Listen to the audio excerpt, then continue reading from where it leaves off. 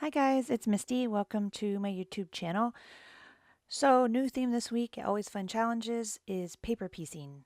So I'm going to use this image by Purple Onion Designs. It's called Heart Flower. And I chose 5 different pattern papers. I know this one kind of looks retro, but they all go together quite nicely. So I'm going to stamp out the image on all 5 pattern papers, and then I will go through and cut out which portion of each image that I want to use. So there they all are on the 5 pattern papers, and I'll put links to all the products I use in the description below, and also over on my blog, of course. Yeah, so paper piecing. I've only done paper piecing, I think, on one other card. I'll put a link to it up in the top right hand corner, I believe.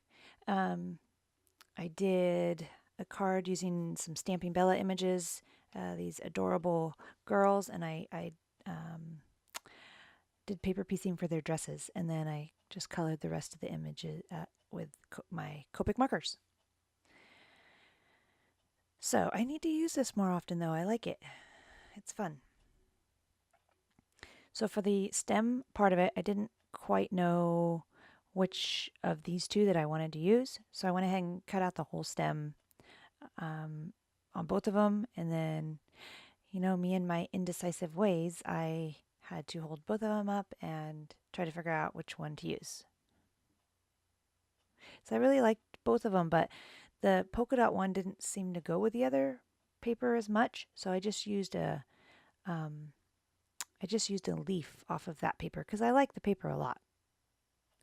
So once I had a pretty good idea of how I wanted my flower to look, I chose a frame to put the image in.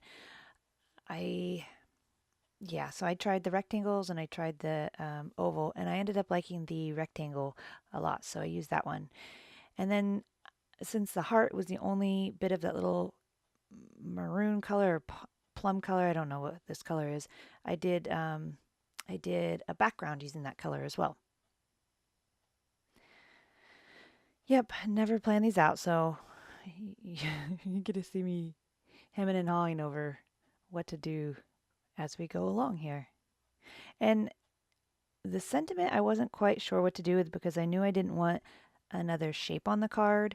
You know, I thought about using a what is it called? A ribbon banner, but it just seemed like it was too much. So I decided to do this and just cut around the sentiment and then just added some lines to it. Since the image kind of looked like it was, hand drawn, I thought it would look good to add that kind of look to the sentiment as well.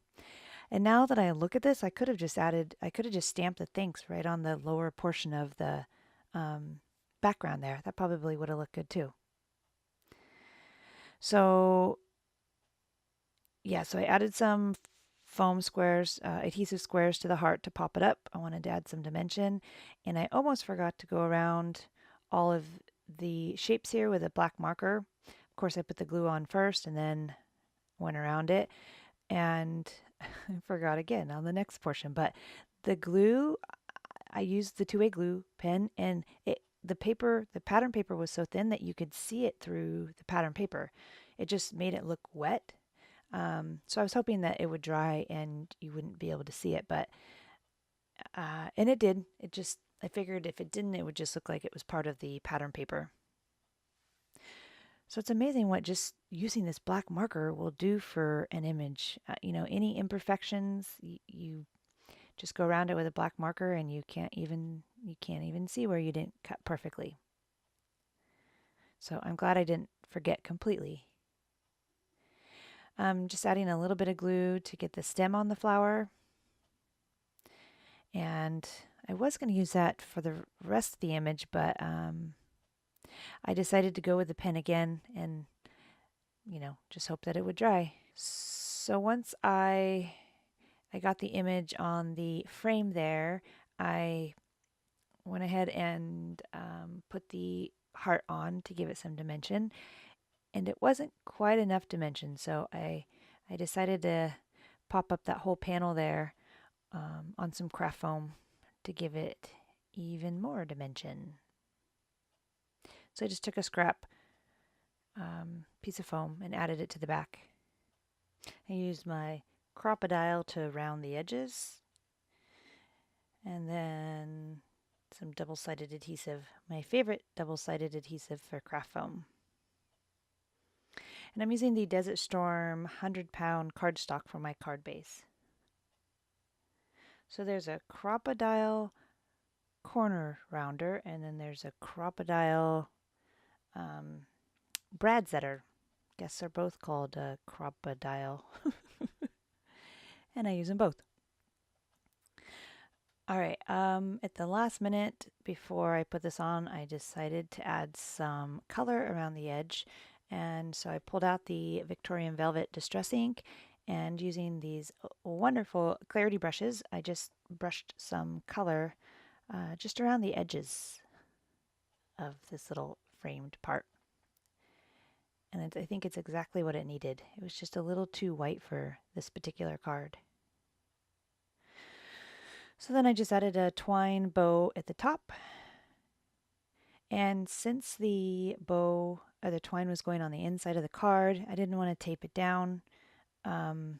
So I used this, again, this is a crocodile too, this is the brad setter one, to add little half circles on both sides of the card, and then that way the twine slips right into that little half circle and it won't go anywhere. Yeah, I can't remember where I learned that technique, but it's a great idea.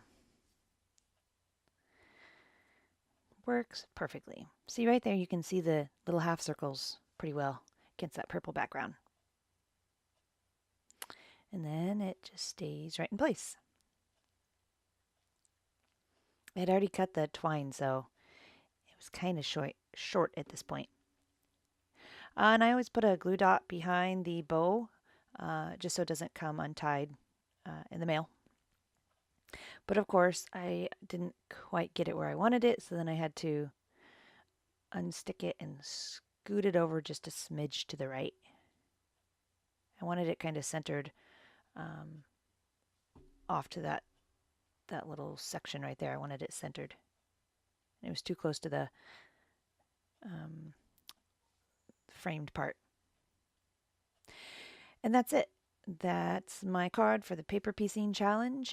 Please check out the Always Fun Challenges blog for some inspiration or to join us. We'd love for you to participate each week. It's a new theme.